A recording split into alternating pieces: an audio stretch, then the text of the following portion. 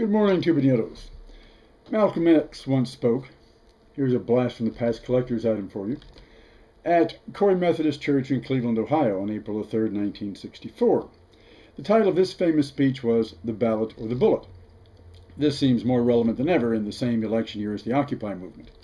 In his most noted passage of said speech, he said, "Well, I am one who doesn't believe in deluding myself. I'm not going to sit at your table and watch you eat with nothing on my plate and call myself a diner. Sitting at the table doesn't make you a diner unless you eat some of what's on that plate.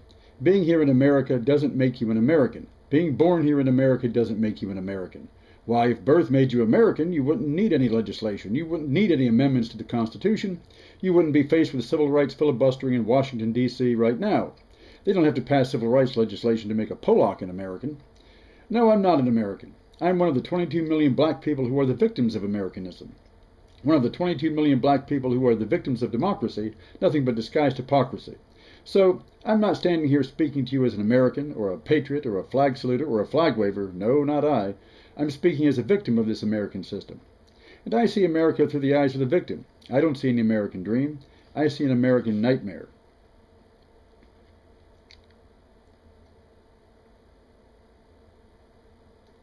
It was the black man's vote who put the present administration in Washington, D.C. Your vote, your dumb vote, your ignorant vote, your wasted vote put in an administration in Washington, D.C. that has seen fit to pass every kind of legislation imaginable, saving you until last, then filibustering on top of that.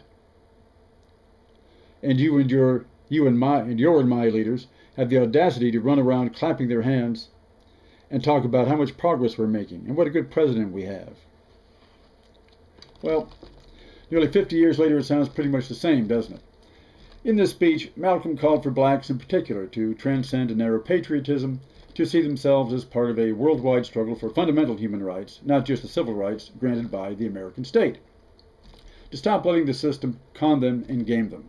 To assert their human identity over an American identity that only supports the foot on their neck.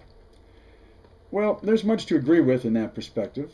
And it applies to more than blacks in our own class-conscious era of the 99% versus the top dogs.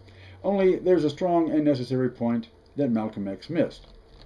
By saying he's not an American, he's playing right into the hands of Mitt Romney, who divides the country into the poor and real Americans. By saying he refuses to sit at a table where he's not a diner, he plays into the hands of those who want to keep him away by keeping his plate empty. By wishing to separate, he makes it all the easier on those who want to shut him out the door. The most extreme example was his call, for much of his career, for a separate black nation in North America. This was not his original idea, and was even once endorsed by the American Communist Party as a Soviet-style solution to the American race question, by importing the Soviet version of federal self-determination. Others took it up in a more moderate fashion, advocating the amalgamation of the lower Mississippi Valley, Black Belt, eastern Arkansas and Louisiana, western Tennessee and Mississippi, into a state of New Africa. Why not? If you can have a New England and a New Mexico, then why not a New Africa? Because it would become an economic basket case, locking its citizens into a political ghetto in the name of self-determination, while whitening the other states from which it separated, guaranteeing white supremacy in at least 4 states with new overwhelming white majorities. A version of this is even being played out now through Republican-led state redistricting to ghetto in black and Hispanic minorities into majority-minority districts that water down their overall influence and empower more white conservatives in newly homogenized districts and precincts.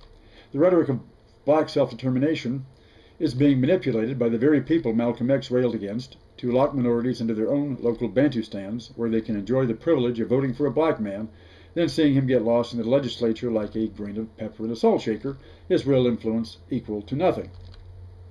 Rather than play into the hands of those who want to take it all from us, we need to assert our place in this society. Not by shallow flag-waving Americanism, expressed in bombing lesser forms of human life. Ronald Reagan said that the most frightening words were, "I'm from the government and I'm here to help." Include 2 more words, the adjective United States, and one has the appropriate take on Hillary Clinton announcing the United States is the friend of the Syrian people and only wants to help them. The Syrian people she means are the Uncle Tom Syrians who can be used as puppets to protect her imperial interests. So we don't need her help either. We must recognize that we, the 99%, are the backbone of the society. At those who rule it, from Wall Street and Washington are trying to break our backs and suck out the marrow. Then instead of separating to dream worlds of individual isolation, we must take back our rightful place as its real rulers by transforming it into a place that is not hateful for those who live in it and the world that lives with it. Because we're all in this political space together and in the world together. We get food on our plates not by turning away from the table hungry, but occupying the table, taking it over, and moving from there to occupy the kitchen, allowing the hogs to stay if they can keep their appetites human, forcing them to go on a diet otherwise. The 1% are afraid of the bullet, hence the Patriot Act and NDAA, and they're afraid of the ballot, hence Citizens United and new voter ID laws that bring back the poll tax in disguised form by charging you a fee for a voter ID.